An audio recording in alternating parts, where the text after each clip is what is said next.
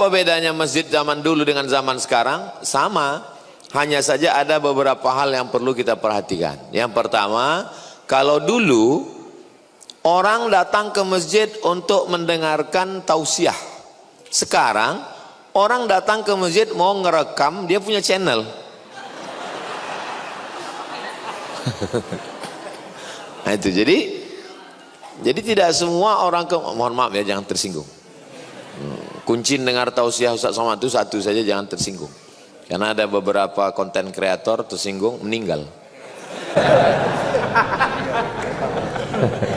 Jadi ada sesuatu yang berbeda. Dulu orang cepat datang ke masjid supaya dia bisa berada di saf yang pertama, dekat dengan kiai, dekat dengan habib, untuk mendengar, untuk fokus, untuk menyaksikan. Orang sekarang banyak tidak. Dia bisa di sudut sana, di sini, bahkan tidak ke masjid sama sekali. Di rumah dia perlu nonton, dia dengar, dia dengan segala situasi kondisi yang dia mau. Maka poin yang pertama yang mesti kita pahami bahwa masjid sebagai tempat pusat asal muaranya. Tapi bahwa orang menikmati kajian di masjid, ya di mana saja bisa. Walaupun di rumahnya, di kantor, dan dia bisa disimpan kajian itu. Mana kajian guru-guru para alim ulama yang zaman dulu? Hilang, tidak ada rekamannya, ditelan zaman, ditelan masa. Dari mana muncul ikhtilaf? Mazhab Syafi'i mengatakan Nabi itu baca bismillah jahar, bismillahirrahmanirrahim. Mazhab Hanafi dengan Hambali mengatakan bismillahnya sir, bismillahirrahmanirrahim, alhamdulillahirabbil alamin. Mazhab Maliki mengatakan enggak ada basmalah sama sekali, alhamdulillahirabbil alamin, arrahmanirrahim. Kenapa muncul ikhtilaf itu? Karena enggak ada rekaman. Dari mana munculnya ikhtilaf bunyi bacaan? Karena tidak ada rekaman. Ini sekarang ikhtilaf di antara beberapa guru tahsin tentang bunyi huruf shad, tentang huruf bad. Yang satu mengatakan guru kami lebih fasih tentang huruf badnya dari guru kamu. Yang mendekati Nabi itu guru kami. Kalau guru kamu nggak tahu sanadnya, itu karena nggak ada rekaman bunyi suara. Nah, jadi ketika adanya alat telekomunikasi multimedia, maka masjid sebagai sumber. Tapi bahwa orang datang ke masjid untuk mencari kajian bisa didapatkan di mana saja. Maka dalam hal ini yang pertama sekali kita mesti pahamkan bahwa dunia ini sekarang serba baru. Dulu berawal dari era kaset. Kiai Haji Zainuddin MZ, dai sejuta umat. Dulu kalau beliau datang ke Medan tahun 90 sampai 95 saya sekolah di Medan. Itu kawan-kawan semua cabut dari sekolah ke lapangan Merdeka untuk menyaksikan beliau turun dari heli untuk tausiah. Ustadz kok tahu? Saya cabut juga. Bagaimana kami mau melihat beliau dari jauh. Jadi begitulah heroiknya. Nah, jadi kemudian dari era kaset berubah kepada era yang disebut dengan YouTube. Lalu kemudian sekarang lebih canggih lagi, lebih pendek, lebih singkat, TikTok. Ke depan ini nggak tahu apa lagi. Mungkin lebih pendek lagi, tinggal top aja. Tiknya pun udah nggak ada lagi. Kita nggak tahu bagaimana keadaan ke depan. Tapi kajian tetaplah kajian. Jadi yang ngisi kajian itu masjid-masjid minimal, seminim-minimnya kajian di masjid itu mesti ada 3. Yang pertama akidah. Yang kedua adalah fikih. Yang ketiga adalah akhlak. Jadi kalau dibuat per hari, hari pertama Senin malam Selasa akidah. Kenapa? Puasa hari Senin, buka bersama, itu suasana religinya, spiritualnya dalam. Karena orang dalam keadaan lapar. Orang kalau lapar perutnya tajam pikirannya. Tapi kalau perutnya kenyang, kendor erat matanya. Maka bagus hari Senin itu habis buka bersama, makan nggak terlalu banyak, nanti setelah tausiah baru balas dendam. Nah, maka akidah, wujud, qidam, baqa, mukhalafatul hawadisi, qiyamuhu bi nafsihi, wadaniyah, qudrat, iradat, ilmun, ayat, sama, basar, kalam. Untuk tahun pertama kesulitan pengajar untuk mencari referensi. Saya sarankan referensi Aqidah Ahli Sunnah wal Jamaah Sifat 50 yang ditulis oleh Kiai Haji Muhammad Idrus Romli. Itu buku itu saya pakai di pondok untuk anak kelas 1 sebelum baca kitab yang berbahasa Arab. Nah, nanti tahun keduanya kalau mau pindah ke Arab, jangan langsung ke Arab karena dia nggak ngerti, nggak paham. Nah, nanti yang Arabnya baru Aqidatul Awam, Syarah Jarahul Afham, nanti baru selanjutnya pakai kitab. Untuk pertama pakai bahasa Indonesia. Usahakan pengajar itu pakai infocus. Kenapa? Karena saya sendiri sebagai pengajar susah untuk ngajak jamaah itu untuk fokus ke kita. Maka biar supaya jamaah itu terbantu, kita dibantu oleh infocus. In itu artinya di dalam, fokus supaya dia di dalam, nggak ngelihat kemana-mana. Itu nggak ada penjelasan di internet, saya yang buat sendiri. Makanya saya awal-awal pulang dulu tuh saya rajin buat. Ustadz besok datang acaranya jam 8 ya, jam 7.30 saya sudah datang, tapi saya di parkiran. Nah, itu waktu yang kosong tuh saya buat slide, infocus banyak saya simpan. Apa kajian kita? Kajian tentang wujud, tentang qidam, tentang mukhalafatul hawadis. Jadi masjid-masjid ideal. Jadi masjid kita ini memang canggih, sudah ada untuk layar infocus. Ini canggih. Kalau bisa masjid-masjid datang studi banding ke masjid MRKR. Biasa masjid itu kan masjid Al-Ikhlas, masjid At-Taqwa, ini lain ya, masjid MRKR. Enggak apa-apa, pahalanya sama. Masih masjid. Bagaimana suasananya tenang. Karena di beberapa masjid itu juga kadang kita ngaji, suara kipasnya itu seperti ngaji di dekat helikopter.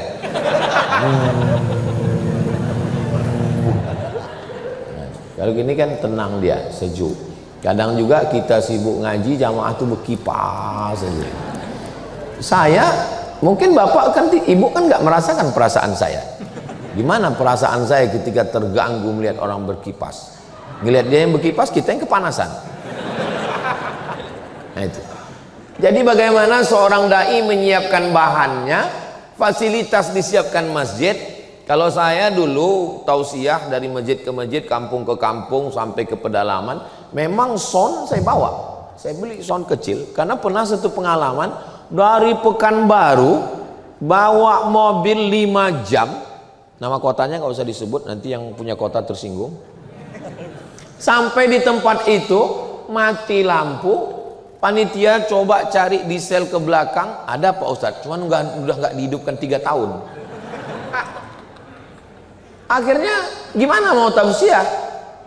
Saya bilang iyalah karena udah nggak ada, kita baca doa selamat aja lah. Allahumma inna nas'aluka salamatan fid din wa afiatan fil jasad wa ziyadatan fil ilmi. Selesai. Belajar dari situ saya siapkan, saya bawa. Kemudian saya pergi ke Malaysia, saya cari infocus yang paling kecil. Saya tanya, pergi ke mall cari, ada infocus yang paling kecil. Sekecil apa Pak? Sebesar biji zarrah. Kecil. Saya punya infocus kecil. Nah, jadi kalau saya ngajar di kampus atau saya ngajar di masjid, tinggal colok. Jamaah ini dia mesti ingin tahu kapan penderitaan ini berakhir. Tidak semua orang menikmati kajian. Banyak juga orang menganggap pengajian ini adalah pelengkap penderitaan. Di kantor dia ditekan atasan, di jalan kena razia, di rumah ditekan istri. Saya nggak berani ngomong gini karena nggak ada perempuan. Ada. Ibu-ibu, hai, sehat-sehat Bu ya. Sampai di masjid lagi ustadz ini. Makanya kalau ciri jamaah yang menderita dengar kajian itu bisa dilihat dari sering garuk kepala.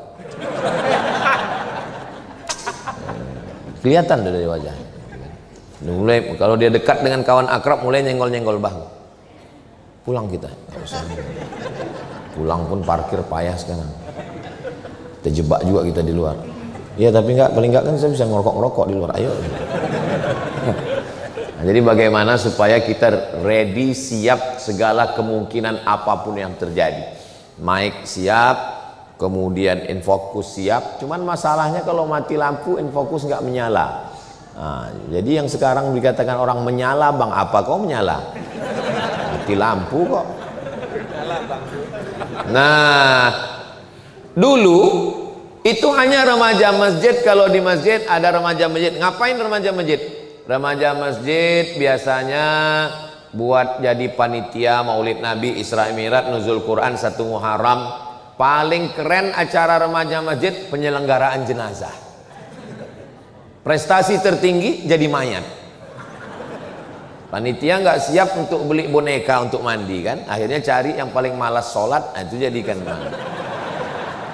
Pas dimandikan dicucuk hidungnya senyum, akhirnya dipoto sama kawannya, diupload di FB, mayat kok senyum. Sekarang anak-anak muda dikumpulkan di masjid buat acara apa namanya, pelatihan digital. Bagaimana remaja masjid punya channel, bisa syuting, editing, uploading.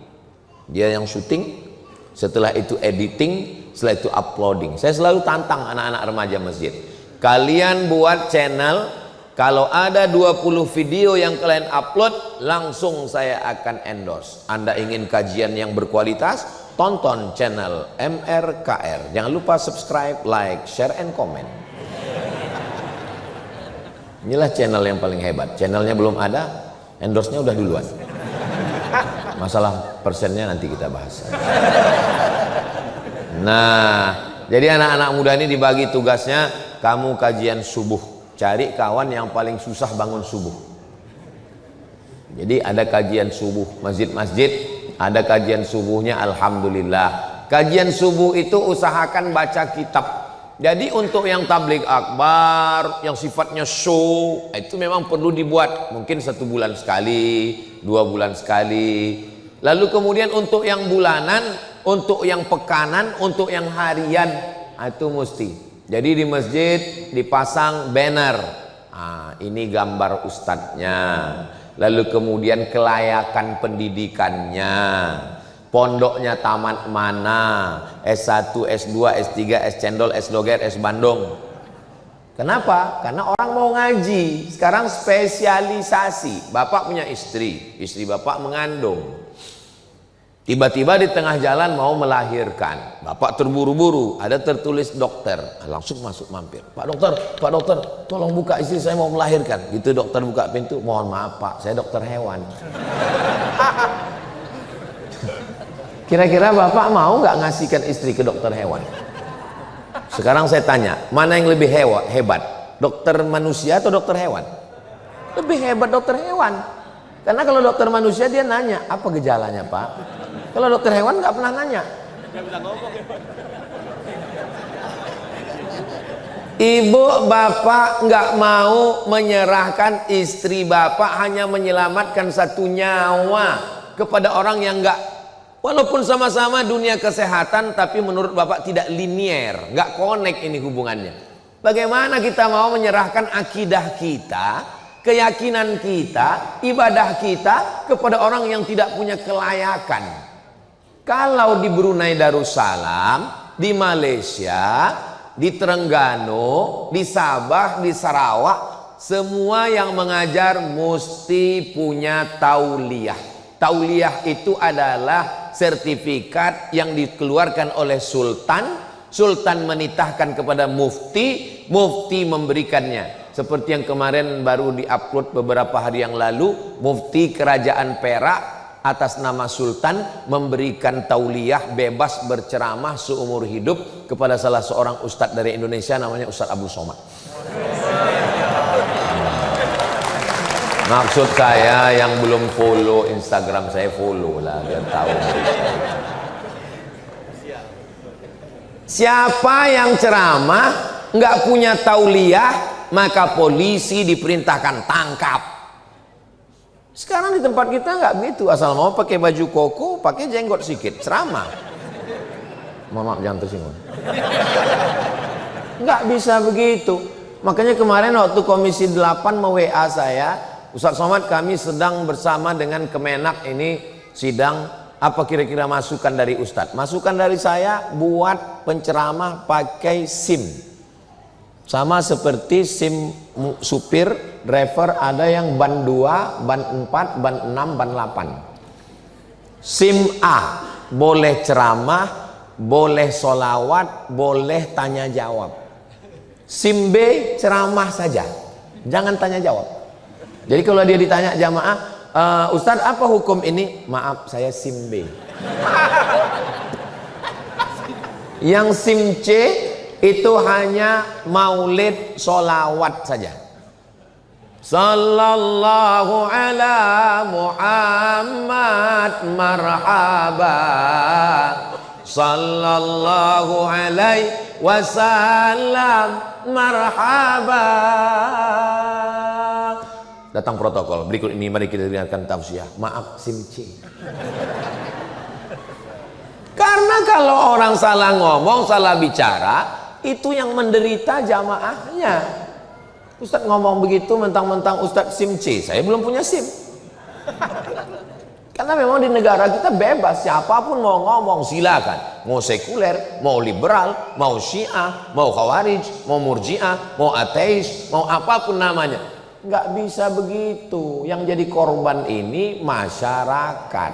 Akhirnya semua orang bisa ngomong, dari mulai ustadz manusia sampai ustadz semut.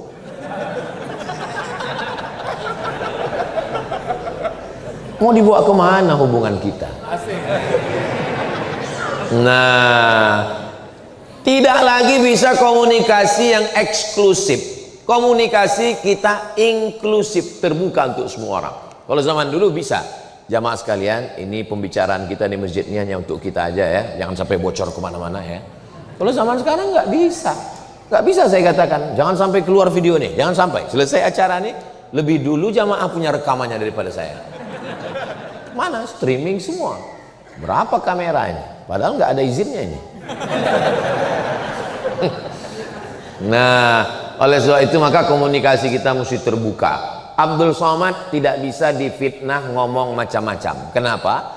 Karena kalau ada yang motong video pendek di Instagram, di TikTok, dia potong 1 menit, dia combine dengan video yang lain, dia kasih bumbu-bumbu fitnah, maka kalau saya ditangkap, saya akan bisa, nauzubillah ya, saya akan klarifikasi. Ini video saya dipotong Pak Polisi.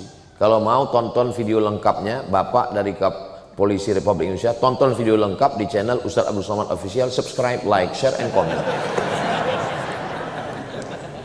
Jadi semua rekaman fullnya mesti ada. Fasilitas, keilmuan. Pendidikan kita di Indonesia ini, pendidikan Islam sangat maju. Ada pondok pesantren yang khusus baca kitab kuning saja dan spesialis hadis saja.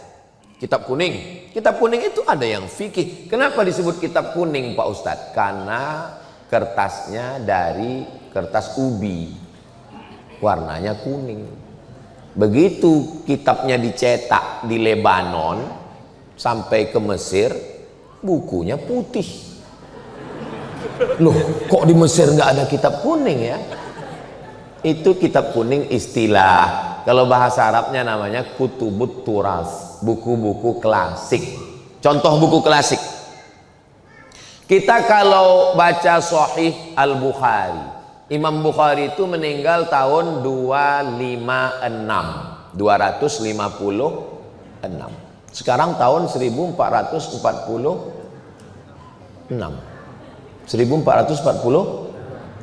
Mau ingat 2025 aja. Artinya buku ini sudah 1200 tahun, 12 abad yang lalu buku ini, sangat tua. Buku klasik. Ada lagi buku yang lebih tua? Ada. Ditulis oleh Imam Malik bin Anas. Imam Malik bin Anas itu meninggalnya tahun 179. Berarti buku ini sudah lebih 13 abad. Sangat tua kitab-kitab. Nah, itu ada sampai sekarang, dibaca oleh orang. Saya kebetulan kuliah di UKM, University Kebangsaan Malaysia. Di sana bahasa pengantarnya bahasa Melayu. Bahasa Melayu bukan yang lari. Melayu. Sampean melaku apa Melayu? Nah, lalu kemudian semua pelajar asing wajib ngambil 4 SKS. 2 SKS semester 1, 2 SKS semester 2, bahasa Melayu. Lalu saya dalam hati, ngapain kita belajar bahasa Melayu? Saya kan orang Melayu, saya orang Sumatera, dari Riau, kami bahasa Melayu. Dalam hati saya, bukalah darahku, golongan Melayu. Ternyata dosennya datang, namanya Cik Rusdi, datang membawa manuskrip. Manuskrip itu tulisan klasik 100 tahun yang lalu. Penuntut-penuntut, pelajar-pelajar, mahasiswa sekalian, ini yang saya bawa ini adalah manuskrip yang umurnya 100 tahun. Tolong baca. Begitu kami baca, banyak sekali kosakata yang kami nggak ngerti, padahal dia bahasa Melayu, karena tidak dipakai dalam pembicaraan sehari-hari. Apalagi bahasa Arab yang umurnya 1200 tahun. Dan kitab-kitab itu masih dipelajari di Indonesia. Pondok pesantren yang didirikan Mbah Hasyim Asy'ari di Tebu Ireng, yang disebut dengan Pondok Pesantren Tebu Ireng, karena dulu pondok pesantren itu nggak ada pakai nama kayak sekarang Pondok Al-Ikhlas, Pondok Al-Mukhlisin, enggak. Pondok mana? Pondok Mbah Hasyim Tebu Ireng. Pondok mana? Pondok Mbah Wahab Asbullah. Pondok mana? Pondok Lirboyo. Pondok mana? Pondok Ploso. Itu masih sampai hari ini membaca kitab-kitab Sahih Bukhari ini khataman. Dari mulai awal sampai akhir, nanti gurunya mengijazahkan, sehingga tidak akan mungkin terjadi kekeliruan. Kamu dapat dari mana? Dari guru saya. Guru kamu dari mana? Dari guru saya. Sampai kepada siapa? Pada Imam Bukhari. Imam Bukhari kan tidak sezaman dengan Nabi. Iya, 300 tahun.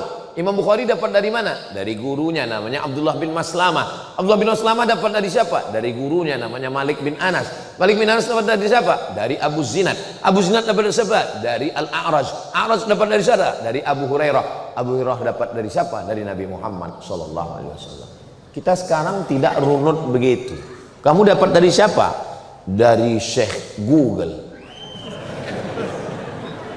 Guru kamu siapa? Guru saya Pak Ustadz, ini bisa ditasrif dengan bahasa Arab. Taba yatubu yutuban.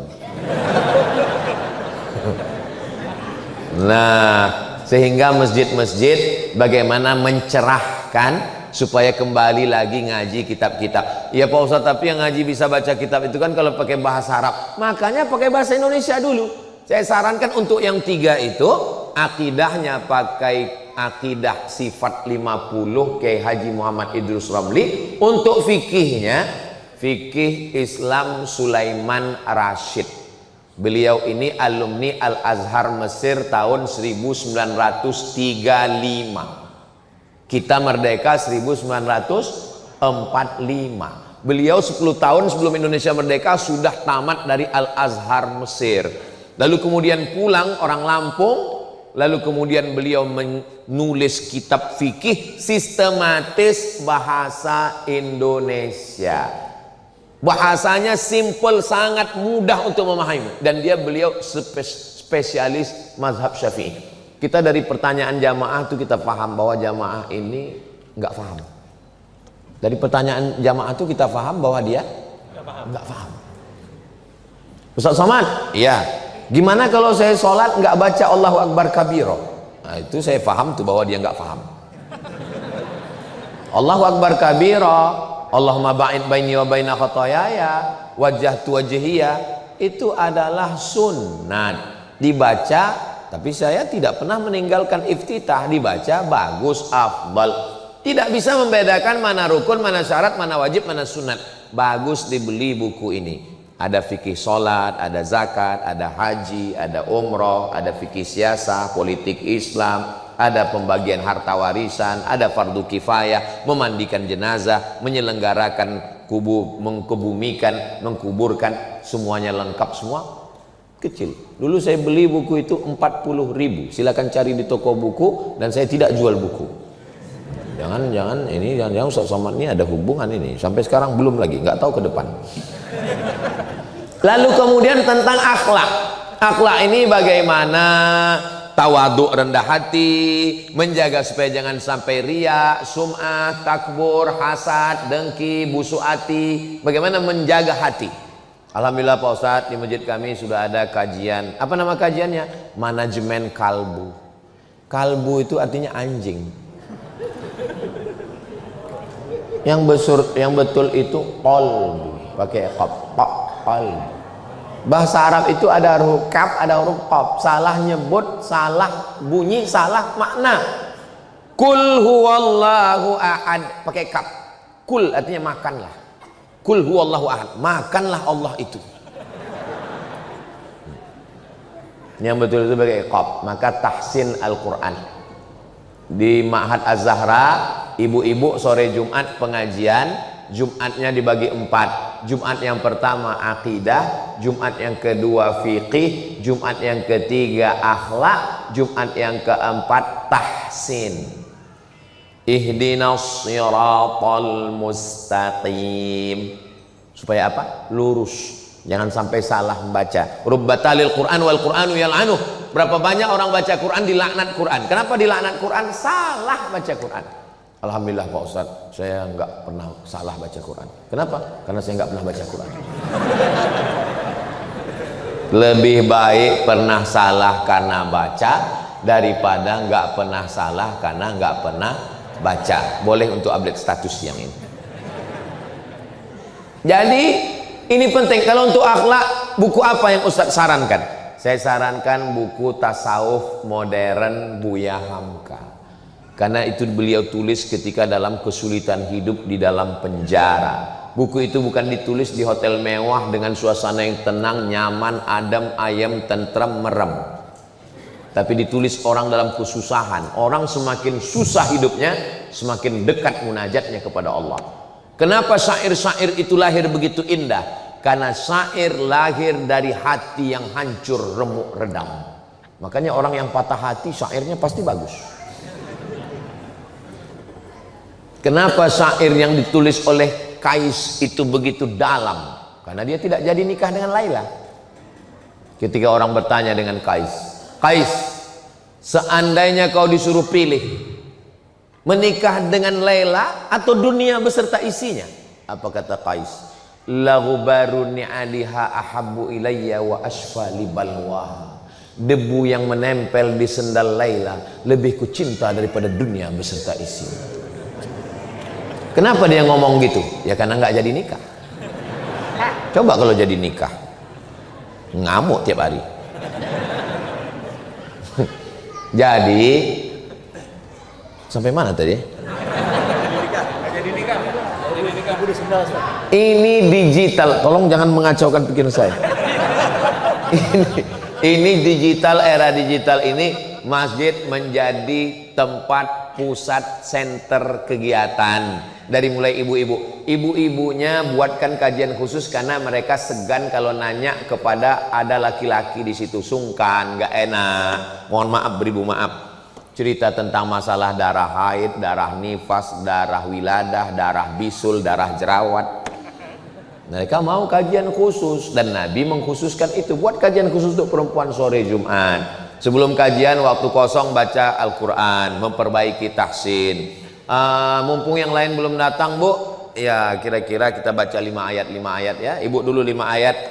Bismillahirrahmanirrahim.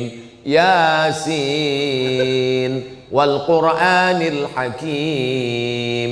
Innaka laminal mursalin ala siratim mustaqim. Tanzilal azizir rahim. Masya Allah. Ibu sebelahnya batu. Jangan diejek. Hari gini masih mau datang ke masjid ketika yang lain sibuk dengan rambutnya seperti sarang tawon, merah kuning kelabu, sibuk dengan skincare-nya yang dipakai di wajah putih leher hitam. Nas, jangan dibayangkan. Mau dia datang ke masjid sudah alhamdulillah. Selesai baca ayat-ayat, jamaah belum datang juga diajak dia untuk berzikir. Ya Rahman, Ya Rahim, Ya Malik, Ya Quddus, Ya Salam, Ya Mu'min, Ya Muhaimin, Ya Aziz. Selesai Asmaul Husna belum juga datang. Sallallahu ala Muhammad sampai azan maghrib. Rupanya memang nggak mau datang karena takut disuruh ngaji. Polanya dirubah. Setelah melihat kejadian kemarin, nampaknya ibu-ibu takut ngaji ya. Jadi kita buatkan kelas khusus tahsin. Ibu gimana bu? Kalau boleh nanya ya, beberapa ibu ini hafalannya sudah berapa? Saya sudah 5 Pak Ustadz. 5 juz? Enggak, Iqra 5. Mau ngaji. Belajar dalam Islam itu minal mahdi ilal lahdi. Dari buayan ayunan sampai ke liang lahat, nggak ada batasan dalam Islam. S1 22, S2 23, 25, S1 22, S2 25, S3 27. Itu metode barat. Dalam Islam tidak ada batasan ilmu.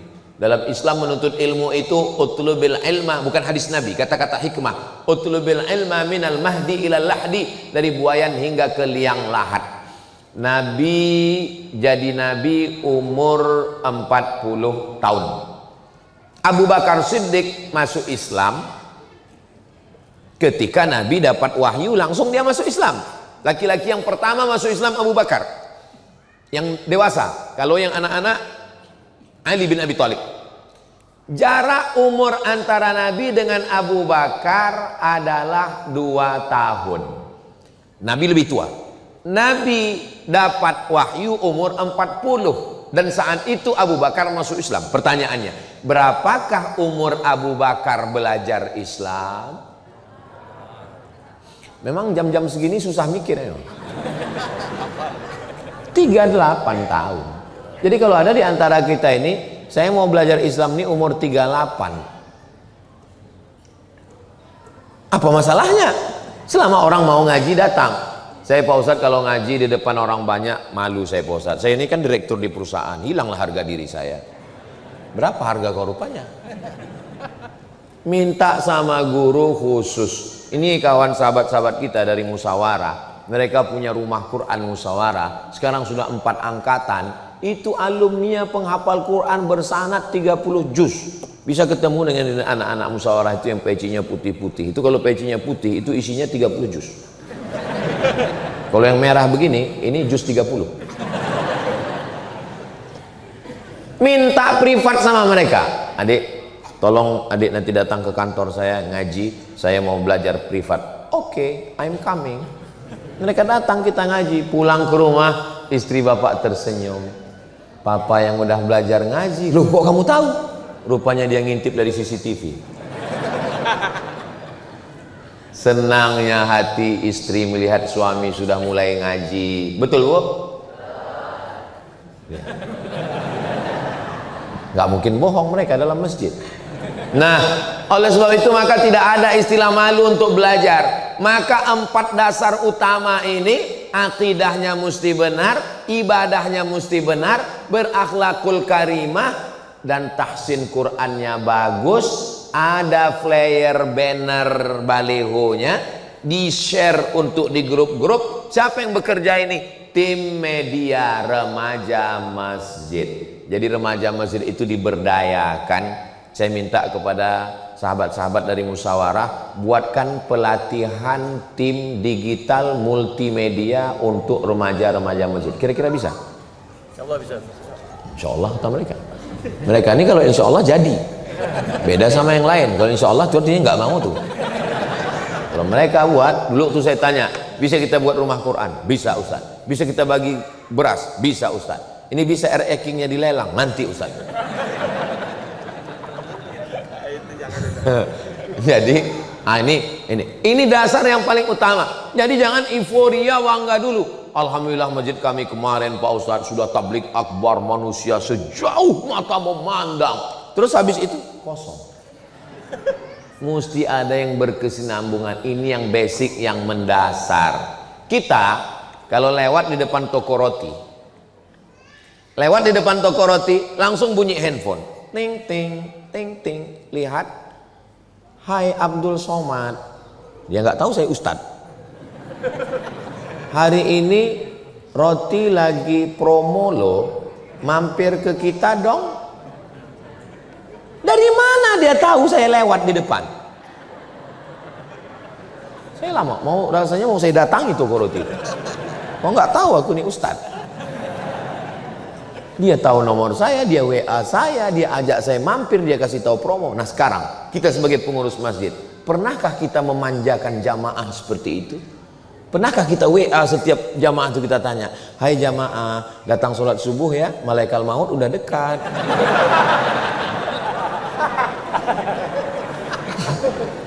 Kenapa kita tidak menyapa jamaah?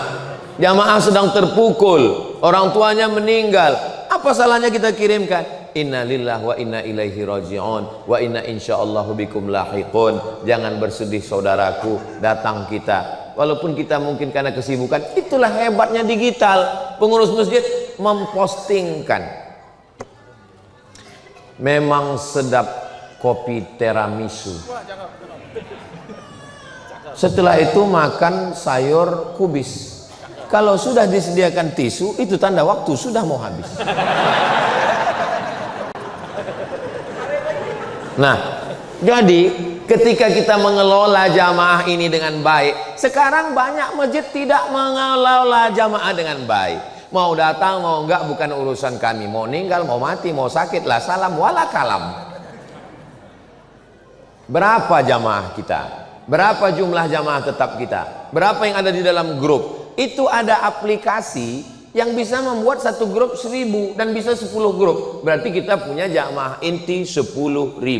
Jamaah ini pun kita klasifikasikan. Ada jamaah yang kelas A. Ini yang memang subuh, zuhur, asar, maghrib, isya. Ada yang jamaah kelas M. Itu Idul Fitri sama Idul Adha. Ada kelas Z minus. Ini Idul Adha datang untuk ambil kupon. Sehingga ketika kita kelola jamaah ini dengan baik, kita share, dibuatkan tulisan di depan. Anda bertanya, Ustadz menjawab. Hubungi nomor kontak berikut. Hebat Ustadz Somad itu ya. Kami lihat di videonya, semua pertanyaan itu dia jawab. Ya iya, karena pertanyaan itu ditulis di kertas. Yang saya nggak tahu, cepat saya buang. Begitu saya baca kan, susah. Saya masukkan ke dalam lagi. Itu salah satu tips untuk menutupi kebodohan kita. Coba kalau langsung jamaahnya pegang mic, dia tanya. Makanya nanti jangan kasih jamaahnya. Nah, jadi ketika kita mengelola jamaah ini dengan baik, itulah kehebatan digital. Kalau zaman dulu nggak bisa. Zaman dulu imam, pengurus itu mesti head to head ketemu langsung dengan orang. Assalamualaikum warahmatullah. Assalamualaikum warahmatullah. Sehat Pak RW, sehat Pak RT, alhamdulillah ya, alhamdulillah. Zaman sekarang enggak. Semua jamaah itu dengan satu postingan bisa. Bulan ini remaja masjid ini kita kelola dengan baik. Untuk bulan ini kamu yang call ya, tahajud call. Oke. Jam 3 malam tahajud call. Kamu 100 orang, kamu 100 orang. Assalamualaikum, tahajud Bapak. Gimana sudah? Alhamdulillah saya sudah call semua. Habis itu saya tidur. Yang jadi petugas tahajud juga. Atamuruna nasa bil birri wa tansawna anfusakum wa antum tatlunal kitab. Apakah kamu lupa kamu nyuruh orang buat baik sementara kamu sendiri sudah baca Quran tapi kamu tidak berbuat baik? Disitulah baru nampak sinergitas bekerja sama. Dalam dakwah ini nggak bisa one man show. Saya ketua, saya ngurus. Mohon maaf ya ketuanya. Nggak bisa. Saya ini ketua masjid. Biar kurus-kurus begini ketua masjid. Gak bisa, kita mesti bekerja sama. Karena kalau tidak bekerja sama, Nabi Muhammad SAW itu membina umat ini nggak sendirian. Dia didampingi orang tua yang bijaksana, Abu Bakar Siddiq. Anak muda yang bertenaga, Umar bin Khattab. Anak muda yang cerdas, Ali bin Abi Thalib. Anak muda yang kaya, Utsman bin Affan. Anak muda yang kuat hafalan hadisnya, Abu Hurairah. Anak muda yang hebat bahasa asingnya, Zaid bin Sabit. Anak muda yang bagus suaranya, Bilal bin Rabah. Perempuan yang banyak hartanya, Khadijah. Perempuan yang cerdas setengah agama ini diambil dari akalnya, Humairah Sayyidatuna Aisyah. Perempuan yang banyak tenaga kuat membawakan makanan naik ke atas, Asma. Jadi sekarang kita di masjid posisikan kita mau masuk kemana. The right man on the right place. Saya ini Pak Ustadz tenaga kurang, tapi nafsu kuat. Enggak masuk. Saya ini Pak Ustadz, akal saya insya Allah, cuman saya kurang kuat tenaga. Akal insya Allah, berarti kamu Sayyidina Ali. Saya ini Pak Ustadz kebetulan di sastra Inggris, jadi semua ceramah-ceramah Ustadz Somad itu nanti akan saya buatkan bilingual. Saya akan buatkan translate-nya bahasa Inggris. Bagus. Kamu translate sendiri? Enggak, pakai Google juga Pak. Bagus. Kamu, saya Pak Ustadz untuk bahasa memang kurang, tenaga juga kurang, tapi duit ada Pak Ustadz. Banyak, ya cukuplah untuk 7 turunan. Nah ini donatur inti. Ini masukkan kelas A. Bagus, dibuatkan situ nama. Bapak Anu yang paling sering dihubungi telepon. Bagus. Saya Pak, kamu? Saya Pak Ustadz tenaga juga nggak ada, otak pun juga ya pas-pasan. Bahasa asing pun nggak bisa, duit apalagi. Nah, terus kamu di kota Abu Lahab.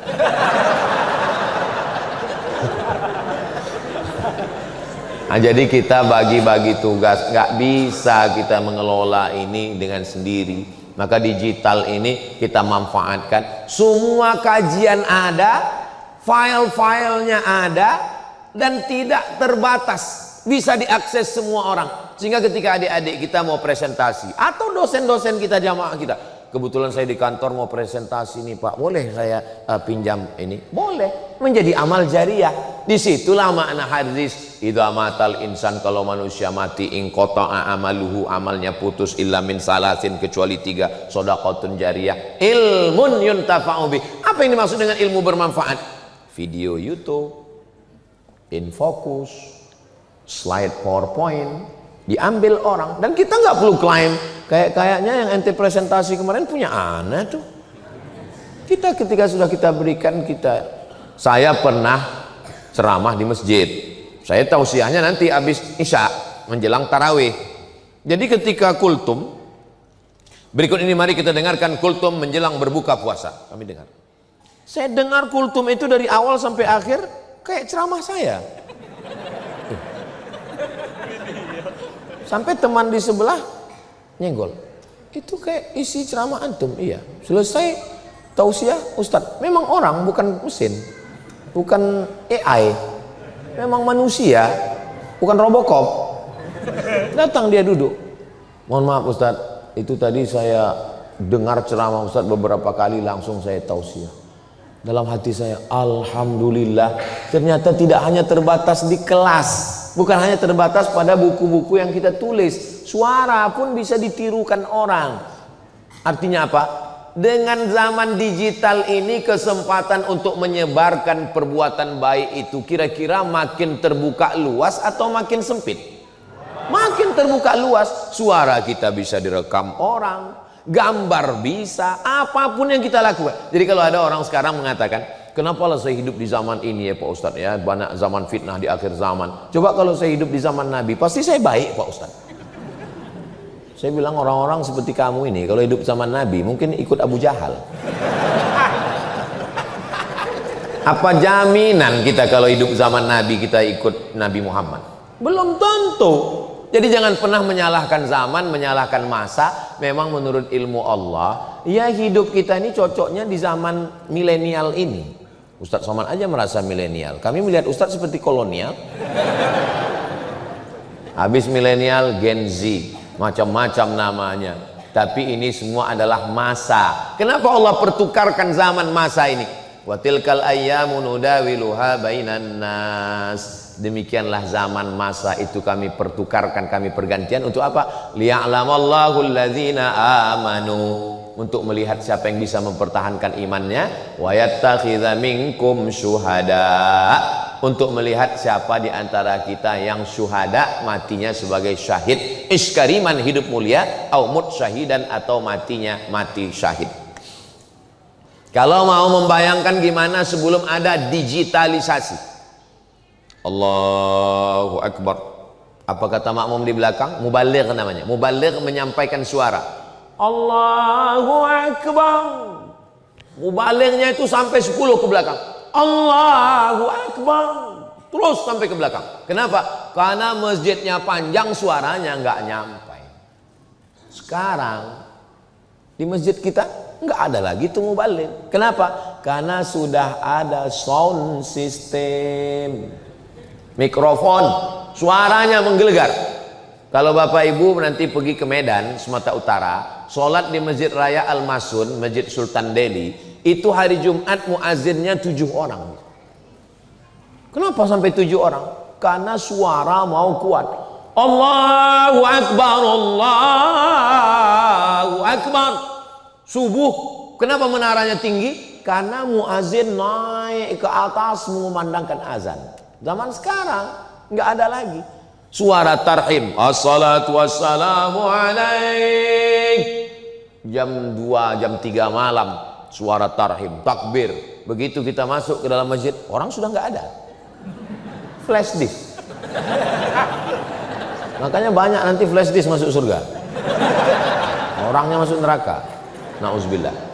Jadi zaman digital itu ada positif, ada negatifnya. Dulu saya kalau mau belajar bahasa Arab, nunggu jamaah haji pulang bawa koran bungkus korma.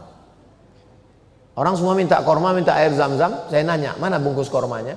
Untuk belajar nulis bahasa Arab. Sekarang, koran yang keluar hari ini di Kairo, kita lebih dulu baca daripada orang Kairo. Kenapa? Karena Kairo jam 6 pagi, kita sudah jam 9. Kita lebih dulu daripada Kairo. Kita lebih dulu baca koran Mesir daripada orang Mesir. Dulu kalau mau dengar suara khutbah, latihan maharatus sima'ah, listening, bagaimana mendengar orang Arab ngomong. Pertama latihan mendengar orang Arab ngomong, titip kaset pidato khutbah Masjidil Arab, pulang jamaah haji didengarkan. Begitu dimasukkan ke tape recorder, seperti orang kumur-kumur. Shadaqallahul azim. Gimana caranya biar supaya Syekh ini suaranya pelan? Alhamdulillah ada salah satu dosen UIN pakar bahasa Arab lulusan dari University Cairo University. Namanya Bapak Akrom Malibari almarhum. Dia ajari saya, Abdul Somad, kamu mau supaya suara di tape recorder ini yang cepat ini jadi pelan? Gimana caranya? Beli baterai yang udah mau habis. Masukkan ke Walkman, waktu masih Walkman, masukkan. Betul, begitu dipasang pelan. Assalamualaikum warahmatullahi. Padahal sebelumnya cepat sekali. Assalamualaikum warahmatullahi wabarakatuh. Fi hadhihi al-munasabati as-sa'idati natakallam an al-qadaya al-falastiniyah. Inna 'amaliyat as-salam fi syarq al-awsat lan tatahaqqaq illa bi inshihab al-israiliyyin min al-ardh al-muqaddasah. Enggak jelas kita mendengarnya. Sekarang khutbah Idul Fitri, Idul Adha, khutbah Jumat di Masjid Nabawi, Masjidil Arab live. Jadi kalau ada orang sekarang mengatakan susah sekali belajar bahasa Arab, apa? Kami dulu pontang-panting mau belajar bahasa Arab. Makanya banyak sekali anak-anak Indonesia ada itu yang channel khusus YouTube, bisa bahasa Rusia, bisa bahasa Prancis, bisa bahasa Inggris. Dari mana belajarnya? Dari YouTube. Maka digital ini semakin membuat orang cerdas, semakin orang bisa dengar kajian, semakin buat orang bisa berilmu, semakin cepat masuk surga, tapi juga neraka cepat. Maka kalau kita baik, kita cerdas, dan masjid itulah tempat berkumpulnya semua. Menyebarkan undangan zaman dulu mesti datang ke rumah-rumah. Assalamualaikum Bapak, besok hadiri. Saya masih ingat ketika saya SD, itu keliling kota mobil. Kaum muslimin dan muslimat, nanti malam datang ke lapangan di samping stasiun kereta api. Nanti malam akan ada Maulid Nabi Muhammad, yang membaca Quran adalah Abdul Somad. Waktu itu saya SD. Jadi saya ini dari SD udah viral. Kemarin saya pulang kampung, kata mereka, kau dulu Somad Maulid Nabi Isra Mi'raj, keliling mobil itu pengumuman bahwa nanti yang akan ngaji baca Quran adalah Abdul Somad. Dulu begitu. Zaman sekarang nggak perlu lagi. Zaman sekarang cukup dengan 1 kali share Instagram, Telegram, miligram, kilogram, TikTok, semua. Tapi kalau tidak cerdas bersosial media, memang dia seperti bumerang, pisau bermata dua. Satu sisi mendatangkan manfaat, tapi mudaratnya juga luar biasa. Insya Allah kalau kita kelola dengan baik, ada kajian berkitab, bersilabus, terjadwal, terukur, ada bulanan, ada pekanan, ada tahunan, ada zikir menyambut malam tahun baru, ada maulid Nabi, Isra Mi'raj, nuzul Quran, melepas jamaah haji. Momentum-momentum hari besar itu adalah stasiun-stasiun untuk kita saling bertemu. Ada stasiun kecil, subuh, zuhur, asar, maghrib, isya, sholat Jumat, tapi juga ada stasiun yang besar, kajian bulanan. Kita bisa tukar sirkulasi udaranya. Wah, saya nggak maulah ustadz yang berapi-api, saya mau ustadz yang slow. Gim, lembut, slow. Saya mau yang berapi-api, Ustadz Das'ad Latif. Saya mau yang menggelegar, Habib Rizik Syihab. Tapi izinnya payah. Kalau yang lembut tentu saja Ustadz Somad. Nah, jadi kita banyak pilihan sekarang, kemudahan. Begitu juga dengan apa yang disebut dengan finance, keuangan. Zaman dulu kotak berjalan. Begitu lewat kota, banyak jamaah itu kalau sudah lewat kota hari Jumat pura-pura tidur. Dia sangka kotaknya satu. Dia nggak tahu di situ ada yang lewat. Pertama baru kotak yatim, habis itu kotak pembangunan, kotak infak, kotak sodako, kotak duafa. Yang sakit jantung naik langsung. Sekarang khotib tidak lagi terganggu dengan pawai ta'aruf ini, karnaval ini nggak terganggu. Kenapa? Karena di pintu masjid sudah bertambah. Yang dulu Allahumma ftahli abwaba rahmatik, sekarang sudah bertambah langsung Allahumma ftahli abwaba rahmatik, langsung keluar handphone, scan apa namanya? QRIS. Nah, saya pura-pura nanya aja. Saya mau tahu orang ini tahu nggak QRIS. Nah, alhamdulillah. Aku tadi ku tengok kau setiap masuk masjid begini, kau scan? Enggak, ku foto aja.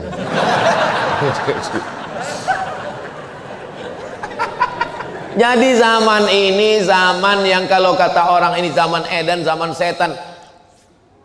Ibu-ibu yang sebaya-sebaya dengan saya, bapak-bapak yang kira-kira umur ya sekitar 27 28 lah. Sekarang kita mengajak berpikir. Zaman saya dulu, seingat saya di kampung saya, di kota saya, enggak ada tuh yang namanya TK Quran, rumah tahfiz tuh enggak ada. Yang ada pondok pesantren tahfiz Quran tua dan memang mesti serius ngapal Quran di situ. Sekarang ada yang model part time, ada yang full time, ada yang tempat store aja habis itu pulang, ada rumah Quran. Kira-kira dunia ini makin baik atau makin jahat? Tergantung berteman dengan siapa. Kalau ada yang bilang dunia ini makin jahat Pak Ustadz, iya kawan kau, circle kau nyiblorong, sundil bolong, mak lampir. Tapi kalau kawan-kawan kita adalah circle yang baik-baik, mau ngapal Quran mudah, mau belajar bahasa Arab mudah, mau baca kitab. Dulu baca kitab itu 1 tahun, 2 tahun, 7 tahun. Sekarang hanya dengan 8 bulan melalui metode Al-Miftah, melalui metode Manhaji, melalui berbagai macam metode, guru-gurunya online. Tapi memang ada plus minus kekurangan. Kadang channel kurang bagus, kadang signal kurang, beberapa video rusak, hilang. Makanya memang mesti ada hal yang tidak ada yang sempurna, karena kesempurnaan hanya milik Allah Subhanahu wa ta'ala.